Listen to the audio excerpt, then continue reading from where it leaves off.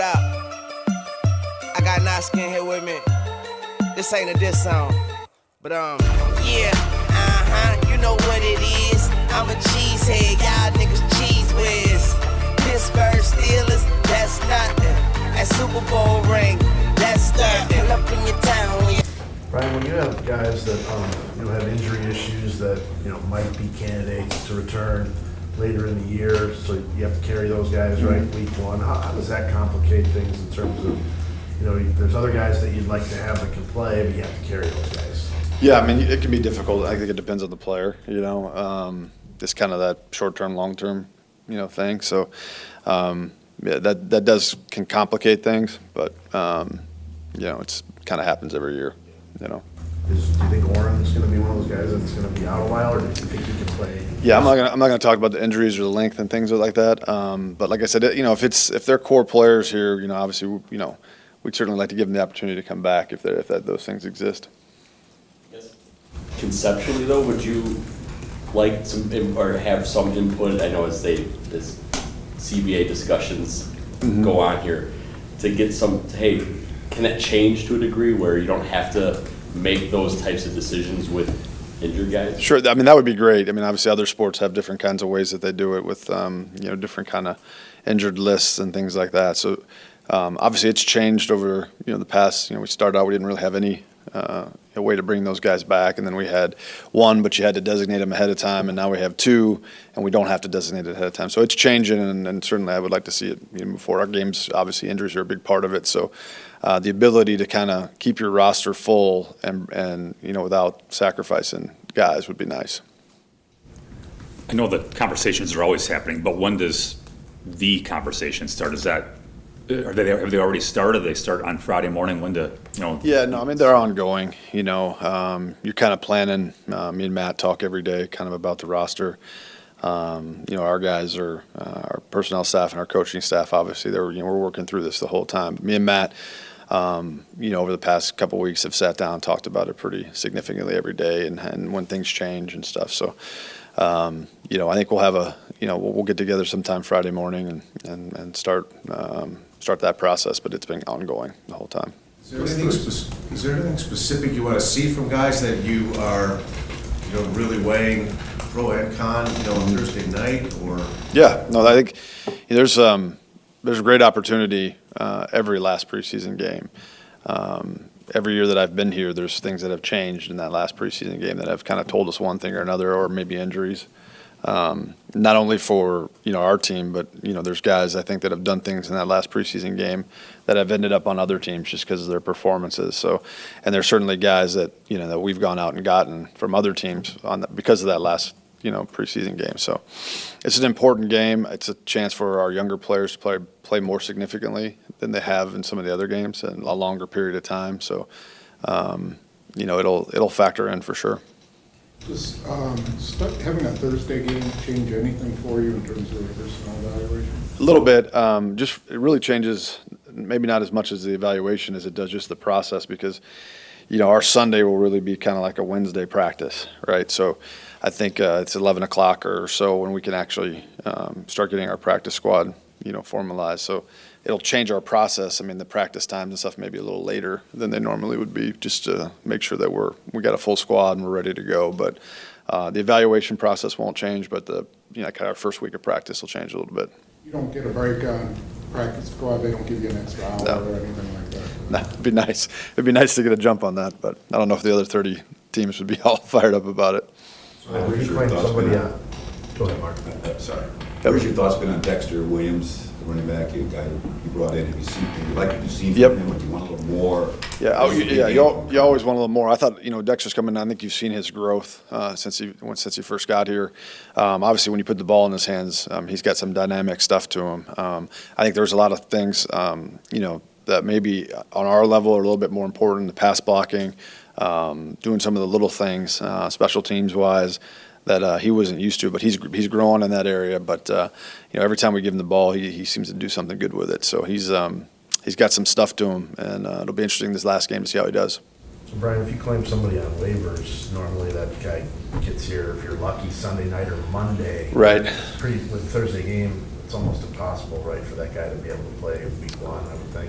Yeah, I mean, I think it depends who it is. I think, I think really even if we were playing on Sunday, it's pretty hard, claiming a guy to get him ready to play a lot in week one. So I think when we make those decisions, it's probably not about week one. It's a little bit more long-term decisions. But again, I don't think having an early Thursday game is going to change our evaluations, our decisions a whole lot. It just kind of will change a little bit of our structure, process structure as we go through the week.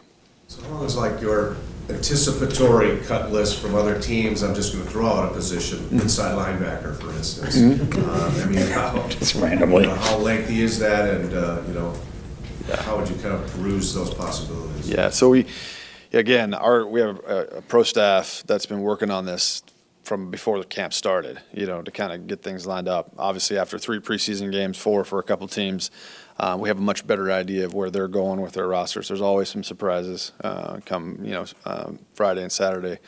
And there's a lot of conversations going on now between the teams as far as, trying to everybody's trying to kind of fill their back end of the roster, fill some holes. So, we're getting we certainly have a better idea now than what we did when we started, but I think we're kind of at the point now where we have a pretty good idea. Again, there'll be a few surprises like there always are, but we kind of know what's there and what's not.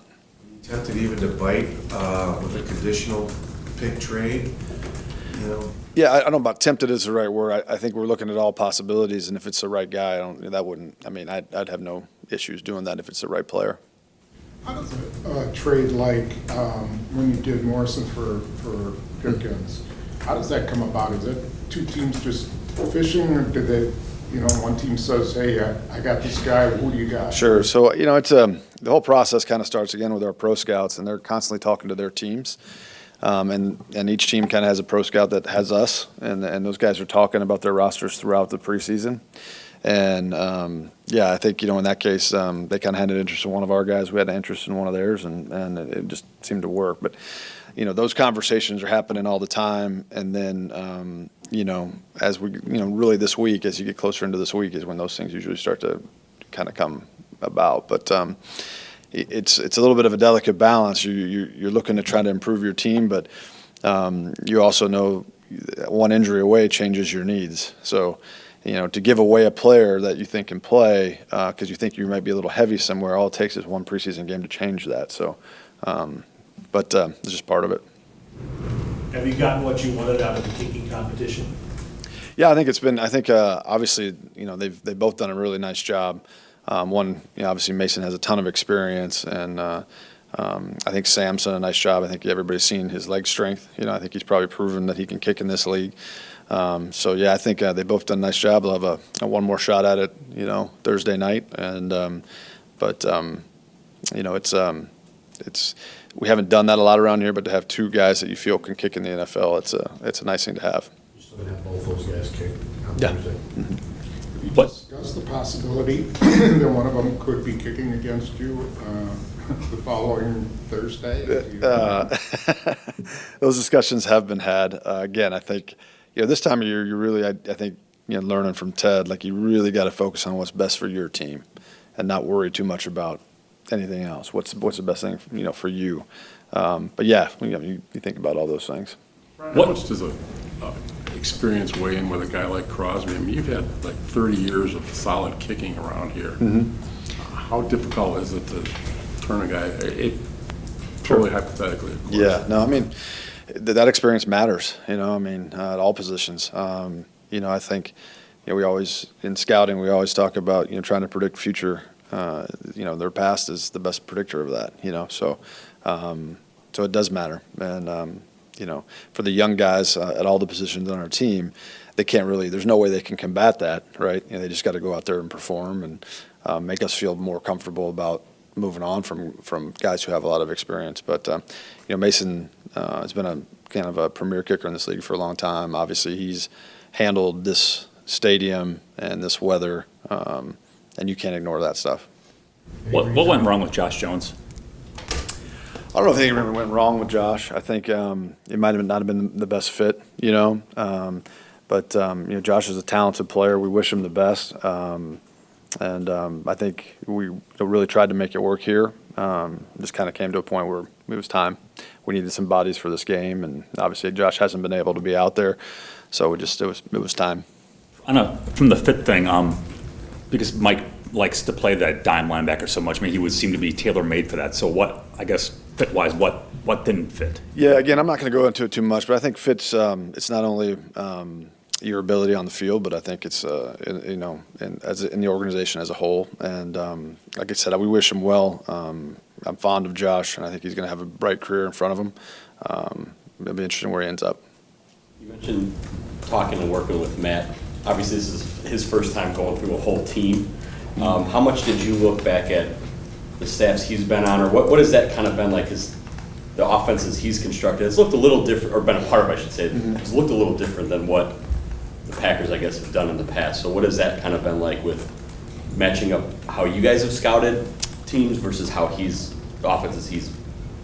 Are you talking about from a skill set of players, or are you talking guess about more of a construct? Like they've in terms of how many offensive linemen or how many. Yeah, What is that? sure. Yeah, no, I'll be honest with you. I haven't paid any attention to the teams and that run the offense that Matt runs or anything. I haven't. It's for me, it's really about we've here, and I know most teams. It changes from year to year depending on what you have. There's kind of a number of players you have to have, and then after that, it's what you want, but then we're always you're comparing this corner to that running back to that offensive lineman, and what is best for your team, but as far as the particular scheme that he's running, I don't think the amount of numbers really changes at all for us. Tim Boyle seemed to take a big step in Winnipeg. Where do you see this competition at between him and Kaiser? And is this a big game for these guys? Sure.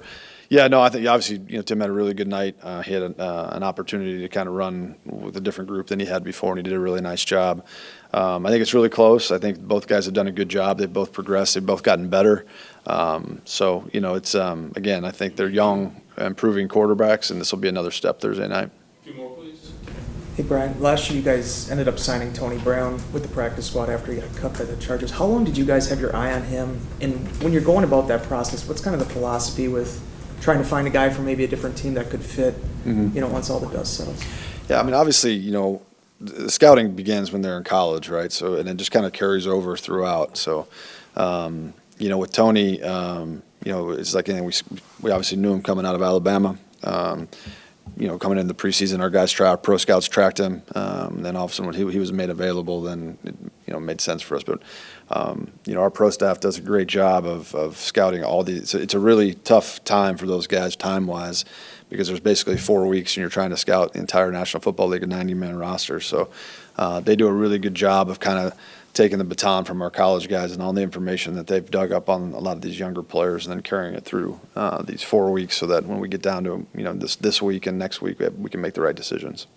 Right, just from a competitive standpoint, what they've added to the roster, how do you think this group of undrafted guys has been versus some of the others you've had? Yeah, no, it's been good. We probably had a lesser number of undrafted free agents than we've had in the past. I think we did some things at the end of last season and then into January and February that kind of decreased those numbers. So there's a few more second and third year players in that group. But no, I think there's been some standout guys that have done a really nice job. I mean, obviously, Shep and Ramsey and a bunch of other guys have done some good things. And whether they end up with us or whether they end up somewhere else, I think that entire group has a chance to play in the National Football League, and they provided us with really good competition at all spots. So again, it's a smaller group than we've had in the past, but I think they've shown up. What more would you like to see from Deshaun Kaiser? I think it's continuing his progression. I mean, I think obviously we're going into a new offense, so there's a little bit of a learning curve there, but just continue to manage the huddle, manage the game, and then become a playmaker, protect the ball and become a playmaker. So I think that's what we're looking for in all our quarterbacks, and I think they continue to do that. Do you think this could be more than our so-called redshirt year for Sternberger? I know he's had, got behind because of the concussion and everything. Sure. Like that. Do you still feel like there's something he can offer you this year? Oh, absolutely. Yeah, I mean, I think obviously that was a little bit of a hiccup there to get started, but he's a very talented kid. It's good to get him back on the field. The National Football League, with the way things work through, a 16-game season and into the playoffs, you don't have really time to redshirt most of these guys anymore. So I would expect that at some point we're going to have to rely on him, and I'm really confident that he'll be able to come through for us.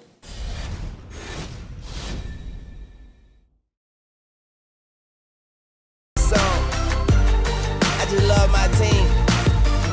Yeah, that's the team with them big G's on the helmet.